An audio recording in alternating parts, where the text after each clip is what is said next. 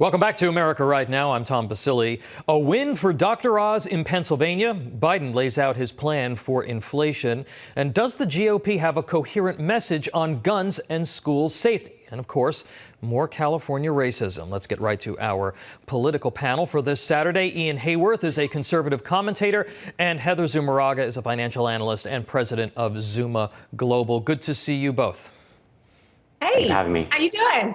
We're great. All right, Ian, I'm going to go to you first. Big political news of the last 24 hours. Dr. Oz will be the GOP nominee for Senate in the state of Pennsylvania. It was a long slog for the doctor. Now he takes on John Fetterman, and he also has to contend with some concerns from some of the folks in the GOP over Doug Mastriano at the top of the ticket. Your quick thoughts on the race? Yeah, I'm just honestly glad that the race is wrapped up. I think it showed that there's still a fight going on between various elements of the GOP, whether it be the pro-Trump wing or the wanting to move on from Trump wing. I know we spoke about this a little last week. I'm just glad it's wrapped up because honestly, we need to be focusing on beating Democrats. I think this is why I often come down to the side of not really liking primaries, because we're tearing each other apart when we should be cohesively fighting against the opposition. So I'm just glad it's done, frankly. You know, McCormick did do the right thing. David McCormick, who was in that close battle with Dr. Oz, he endorsed Dr. Oz. He said, let's get out, everybody come together. Let's get out in November. Heather, to you, President Biden took to the editorial pages this week to lay out his staff's plan for fighting inflation. Your reaction to the White House plan and also on the job numbers that we saw this week? Well, the job numbers, the headline numbers, I'll start with that. Payrolls rose 390,000 in May, which was better than expected. So that's a good sign, right, that we're getting people back to work. But here's a problem that when you dig a little bit deeper, we still have yet to recover all of the gains pre-COVID. Total employment remains 440,000 below the pre-COVID level.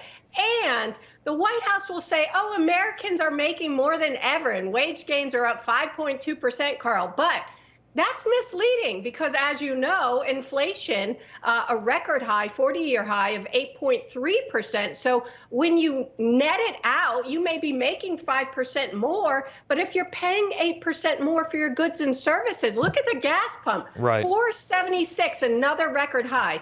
But when you factor all of that in, you're actually at a net negative. You're making less because the cost of stuff is that much more. Yeah, and look, when it comes to the unemployment rate, I always caution people, look at that U6 number. That's the underemployment rate, which is between 8 and 9%. And of course, that workforce participation rate is still at near historic lows. And we haven't seen lows like this really since the late 70s.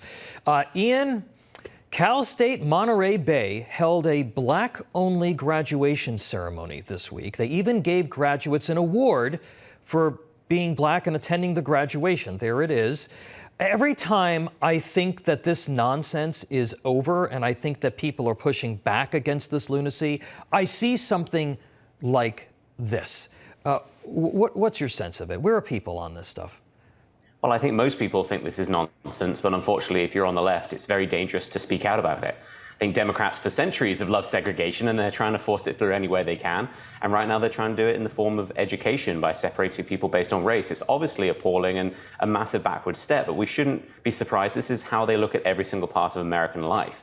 And I think it's going to take a lot of people in the middle to just have enough. I think we're starting to see that in schools, for example, with things like CRT and transgenderism in schools. But higher education, there's not as much really desire to be active and push back against this stuff. So shocking, but unsurprising, I would say. I have one for the both of you here. And I know, Heather, this may not necessarily be your area, but I want to ask it anyway, because I think you bring a very important perspective.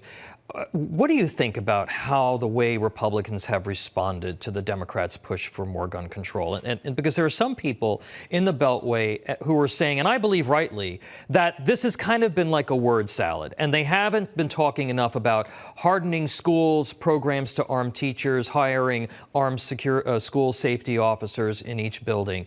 What do you think about the way that they are approaching the kind of the counter message to just this very strict gun control approach that Biden and the left are taking? Well, as a advocate of the Second Amendment, I think as a mom also, when you're watching all of these horrific school shootings, it's like, you know, you've had enough. And obviously it's a mental health crisis because people kill people, not guns. But I do understand the counter argument as well of the bump stocks and having an AR-15 versus a handgun and the damage that can do to little kids. And you look at an AR-15 bullet versus a handgun. I'm not saying that there should be an outright ban, but I am saying that I'm in favor of maybe you have more police on the schools. Maybe you arm the teachers. You give them the tools to defend themselves in these horrific situations. I think that needs to be looked at versus all of a sudden just claiming it's a political issue and it's about guns when it's obviously a mental health crisis here, Tom. Ian, do you think that the Republicans in Washington have sort of put together their own plan that looks compassionate, that looks understanding, that is common sense to counter what the Democrats have done, or they seem to be kind of all over the map on this? I think there are some who have, but I think the problem is often, especially when we're approaching any kind of electoral battle, whether it be midterms or the actual general election, you want to be seen just opposing whatever the other side is suggesting. And right now it's the Democrats who are in power, both in the White House and in Congress. And so a lot of Republicans are just going to be digging their heels in and stopping them from doing anything. Because Biden came out and made this an electoral issue. He's obviously running out of things to run on. Right. And so now they're running on the issue of gun violence. And so a lot of Republicans are going to see that as a challenge of just, you shall not take any of my rights away. I think, again, what Republicans need to be doing, as you touched on, is trying to approach this from a compassionate and empathetic standpoint of, we care about this problem very deeply, and here are some solutions that we believe would actually change one metric or another. So also, I think we should be looking a little bit, one quick note, is looking at the actual law enforcement response here, because quite a lot of these school shootings, there is a failure of government at some stage. And so we're always talking about more laws, but a lot of these laws don't seem to be stopping what we have on the books now. So we either need to be fixing the problem at hand by fixing the existing laws, or answering the question of why they are failing in the first place. All right, we're going to have to leave it there.